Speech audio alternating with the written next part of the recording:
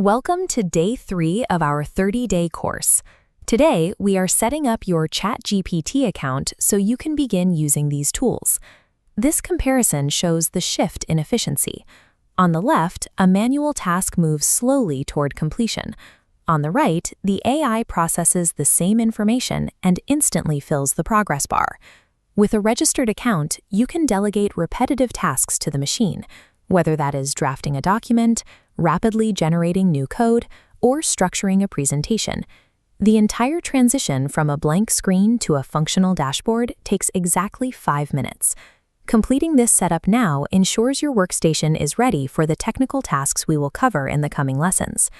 Before navigating to the website, we need to gather a few items to ensure the registration process is seamless. You will need these 3 requirements: an active Gmail account, a mobile phone number to receive a verification code, and a stable internet connection. As shown by these icons, you can use either a smartphone or a computer. Both devices follow the same registration path. If you have an email address and a phone, you already possess the tools required to use this technology. Open your web browser and navigate directly to chatgpt.com. Locate the Sign Up button on the homepage to begin creating your profile. Instead of typing your details manually, use the Continue with Google button highlighted here. This is the most efficient way to link your credentials. A secure Google authorization window will appear. Simply click on your Gmail account to proceed. Next, input your mobile phone number to receive a security code via SMS. Enter that code into the verification box when prompted. To finish the profile, enter your legal name and date of birth in the final fields. Routing through the Google login sequence bypasses manual entry and immediately takes you directly to the AI workspace. For those using Android, open the Google Play Store and search for ChatGPT. Be precise with your selection.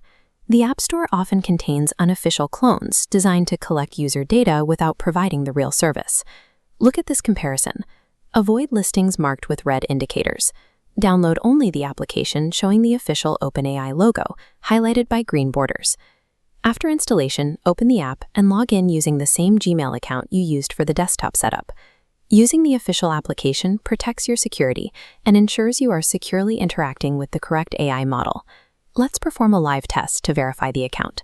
Locate the message box at the bottom of your screen. Type a request asking the AI to introduce itself in Urdu and press send. This diagram shows the process in action. The machine analyzes the request and generates the response in real time, providing the Urdu text to confirm your account is functional. Note that if you provide a vague or overly brief question, the machine will return a low-quality answer. The accuracy of the response is directly related to the clarity and detail you provide in your instructions. You have now successfully configured your AI assistant and verified it is ready for use on both desktop and mobile. In our Day 4 lesson, we will focus on prompt engineering, the specific techniques used to write professional, high-quality commands. To confirm you have finished today's lesson, leave a comment stating, "My ChatGPT account is created." Having this account ready is the first practical step. In the coming weeks, we will use this access to build the skills you need to produce professional results.